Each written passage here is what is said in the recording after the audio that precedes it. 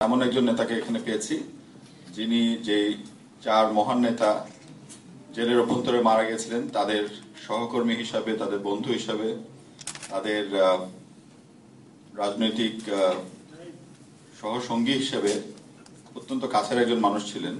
সুতরাং আজকে ওনার মুখ থেকে আমরা অনেক মূল্যবান কথা শুনতে পারবো আশা করি। আমি শুধু এটুকু বলতে চাই যে এই 15ই আগস্টে যে ঘটনা ঘটেছিল, যেখানে আমাদের গিয়েছিলেন যে যারা এই সমস্ত চক্রান্তের সাথে জড়িত ছিলেন তারা নিশ্চিত ছিলেন যে শুধু বঙ্গবন্ধুকে মারলেই হবে না, পরবর্তীকালে তার যে অসমাপ্ত কাজ সেটা সমাপ্ত করার যোগ্যতা রাখেন এমন তো অনেক সময় পুলিশের কাছে নিজে আত্মসমর্পণ করে, কারণ তার জীবনের একটা হুমকি থাকে। তখন সে ভাবে যে আমি জেলের ভিতরে গেলে আমি নিরাপদে থাকবো। সেই জন্য এগুলো আমাদের জাতির জন্য কলঙ্ক, এবং এই কলঙ্ক আমরা এখনো বয়ে নিয়ে বেড়াচ্ছি। তো আমরা আশা করবো এখানে প্রবাসী ভাই, এবং তাতে করে বাংলাদেশের ভাবমূর্তি বিদেশে অনেক উজ্জ্বলই হবে।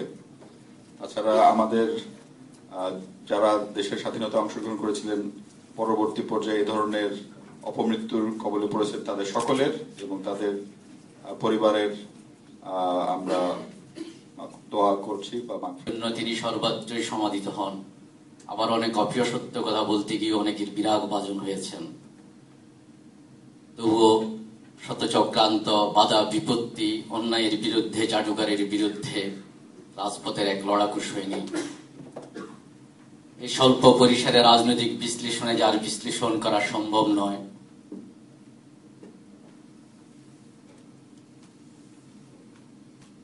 যিনি যেখানে গিয়েছেন সেখানে প্রতিনিধিত্ব করেছেন 56,000 বর্গমাইলের বাংলার ব্যথিত জনপদের।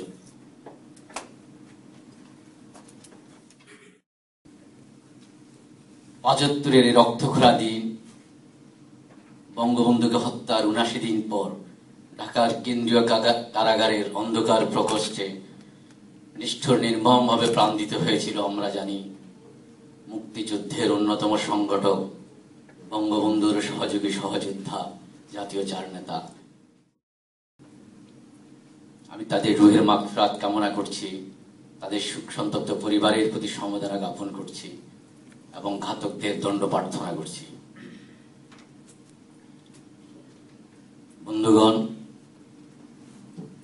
জনককে সপরিবারে হত্যার পর করে 71-এর পরাজয়ের প্রতিশোধের জ্বালা মিটেছিলেন আইয়ুব ইয়াহিয়া ইস্কান্দারের প্রেতাত্মা খন্দকার মুস্তাক জিয়ারা।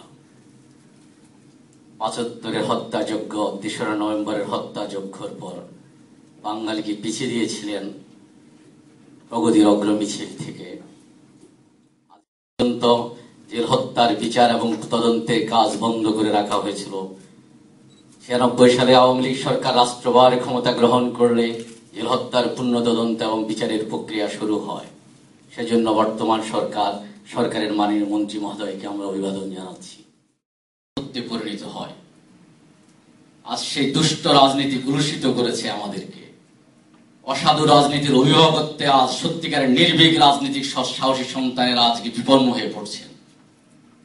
আমি ছোট্ট একটা এক্সাম্পল দিয়ে আজকে আমার বক্তব্য।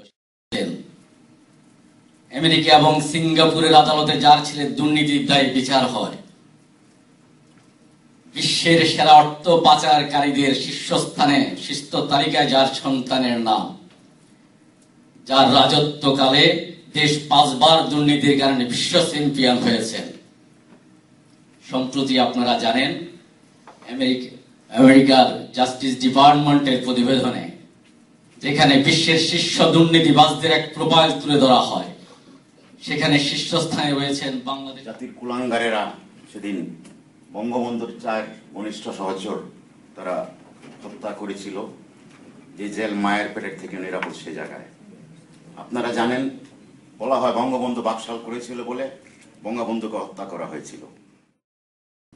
আমি এটাই বলতে চাই যে তারা সেদিন আবার বঙ্গবন্ধুকে হত্যা করে যখন মনে করেছিল এই 4 নেতা থাকলে পরে হয়তো আবার তারা রিকভারি করে উঠবে, সেই জন্য তাদের জেলে নির্মমভাবে হত্যা করা হয়েছিল। আমি তাদের আত্মার মাগফিরাত কামনা করি। আজকে আমাদের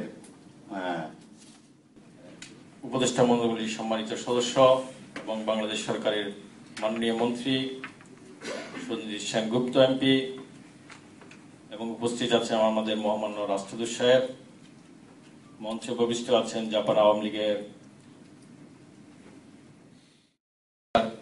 সেদিন আমাদের মহান নেতাকে আমাদের মাঝ থেকে ছিনিয়ে নিয়ে গিয়েছেন। শুধু আমাদের নেতাকে নিয়ে ক্ষান্ত হননি, তারা সেদিন আমাদের সেই মাসুম ছোট ভাই শেখ রাসেলকে হত্যা করতেও তাদের কোনো দ্বিধাবোধ হয়নি। তার পরবর্তীতে আজকের এই 23 নভেম্বর আমাদের সরকারের বিরুদ্ধে যেভাবে একের পর এক অপপ্রচার শুরু করেছে জামাত বিএনপি সরকার, তারা যখন ক্ষমতায় ছিল তারা চেষ্টা করেছিল আমাদের প্রধানমন্ত্রী, আমাদের বাংলাদেশ আওয়ামী লীগের সুযোগ্য নেত্রী শেখ হাসিনাকে হত্যা করার জন্য। কিন্তু আল্লাহ তাআলার অশেষ রহমত, সেদিন বাংলাদেশ আওয়ামী লীগের অসংখ্য আমাদের দলীয় নেতা কর্মীকে, এবং কি আজও সাভারের আমাদের এক মহিলা আওয়ামী লীগ নেত্রীকে তার শরীরে অসংখ্য স্পিচার্স নিয়ে এখনো তাকে কষ্ট যন্ত্রণায় ভুগে তাকে এখনো সেই সাভারে বসবাস করতে হচ্ছে। আপনার একজন ড্রাইভারের কথা দিয়ে বাংলাদেশের মিডিয়া কি এতই নিচে নেমে গেল যে একজন ড্রাইভারের কথা দিয়ে, ওই ড্রাইভারটা কিন্তু আমাদের মাননীয় মন্ত্রী মহোদয়ের ড্রাইভার ছিল না। ওনার আপনারা 23 নভেম্বর সম্বন্ধে সবাই ইতিহাস জানেন যে সেদিন জেল হত্যা কি আমাদের যে জাতীয় চা নেতা যেভাবে হত্যা করেছিল, সকলে অবগত আছেন যে তাদেরকে কিভাবে হত্যা করেছিল। আমি ওদিকে যাব না। আমাদের নেত্রী জননেত্রী শেখ হাসিনা, আওয়ামী লীগ নেতা কর্মীদের আমি আহ্বান করবো, জাপান এমন একটা সংগঠন শক্তিশালী হোক, সামনে নির্বাচনকে শক্তিশালী ইতিহাসের সঙ্গে জড়িত বাংলাদেশের অভিজ্ঞ পার্লামেন্টারিয়ান, যিনি 7 বার এমপি হয়েছেন এবং এখন বাংলাদেশ সরকারের মাননীয় মন্ত্রী সঞ্জিত সেনগুপ্ত। এবং আওয়ামী লীগ আসলে সবই করে দিতে হবে আওয়ামী লীগকে, আর বিএনপি যদি থাকে ক্ষমতায় তো যা করবে সবই মান। এত লুটপাট, এত পরিবারের ভাই ও বোনেরা উপস্থিত, বঙ্গবন্ধু পরিষদের ভাই ও বোনেরা, আজকে আমাদের আলোচনা নয়, আজকে আমরা আমাদের লিডারের মুখ থেকে আলোচনা। আজকের এই আলোচনা সভার শ্রদ্ধেয় সভাপতি, উপস্থিত সুদূর বাংলাদেশ থেকে আগত মাননীয় মন্ত্রী, উপস্থিত জাপান আওয়ামী লীগের নেতৃবৃন্দ, জাপান যুবলীগের বিপ্লবী সভাপতি ও মন নিয়ে বলতে হচ্ছে, আজকের এই 23 নভেম্বরের এই মঞ্চে দাঁড়িয়ে আমি সর্বপ্রথম স্মরণ জাতির জনক বঙ্গবন্ধু শেখ মুজিবুর রহমানকে আমি স্মরণ করছি। পৃথিবীর সবচাইতে দুঃখজনক কলঙ্কজনক অধ্যায়, আমি তাদেরকে নিন্দা জানাচ্ছি প্রথমে, এবং সেই জাতীয় ছাড় নেতাকে স্মরণ করছি। আমাদের মাননীয় নেতা যে বক্তব্য করলেন সেটার থেকে আমি একটা জিনিস অনুধাবন করলাম, সেটা হচ্ছে প্রতিটি মানুষের ব্যক্তিগত জীবনই হোক আর রাষ্ট্রীয় জীবনই হোক,